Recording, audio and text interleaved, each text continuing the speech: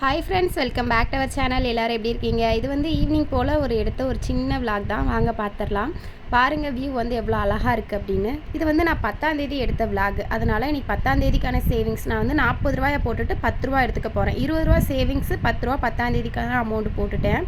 அதுக்கப்புறம் பார்த்திங்கன்னா ஈவினிங் போல் நாங்கள் 2 பேரும் கிளம்பி எங்கே போகிறோம் அப்படின்னு பார்த்தீங்கன்னா அம்மா வீட்டுக்கு தான். என்னமோ 10 கிலோமீட்டருக்கு அப்பால் இருக்கிற மாதிரி சொல்கிறியம்மா, அந்த மாதிரி இல்லை.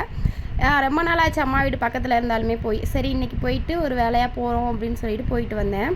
எதுக்காக போனேன் அப்படின்னு சொல்லிட்டு நான் வீடியோ இடையில சொல்கிறேன் பாருங்கள். இது அம்மா வீட்டு மாடியில் நின்று நம்ம பார்த்தாலே நம்ம வீடு தெரியும். சுற்றி வந்து வீடு இருக்குது, நம்ம வீடு வந்து தனியாக இருக்குது, அவ்வளோதான். பாருங்கள் நம்ம வீடு எவ்வளோ அழகாக இருக்குது அப்படின்னு இங்கேருந்து பார்க்கும்போது. உடை எல்லாமே வெட்டினனால கொஞ்சம் கிளியராக தெரியுது. எதுக்காக போனேன்னா காரணம், மீன் தொட்டி வந்து அம்மா வீட்டில் 1 வருஷமாக இருக்குது. அது வந்து க்ளீன் பண்ணாமையே கிடந்தது. அதனால் வீட்டில் தூக்கிட்டு வந்து க்ளீன் பண்ணி நம்ம வந்து மீனை வந்து விட்டாச்சு. ஒரே ஒரு மீன் தான் கிடந்துச்சு.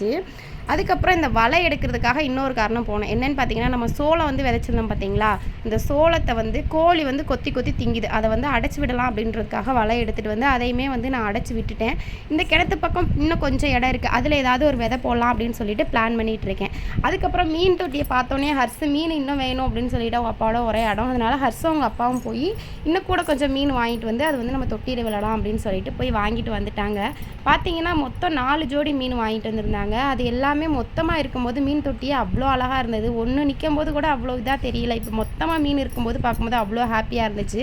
அப்புறம் பார்த்திங்கன்னா லைட் செட் பண்ணுறதுக்கு லைட்டு, அதுக்கப்புறம் மேலே வைக்கிறதுக்கு மூடி இல்லாமே தான் இருந்தது. அதோட மூடியுமே வாங்கிட்டு வந்திருந்தாங்க. ஃபைனலாக எல்லாமே செட் பண்ணிவிட்டு பார்க்கும்போது அவ்வளோ அழகாக இருந்தது. நைட் டைமில் லைட் எல்லாத்தையுமே ஆஃப் பண்ணி பார்க்கும்போது அவ்வளோ அட்ராக்டிவாக இருந்தது. Okay, bye friends, thanks for வாட்சிங்.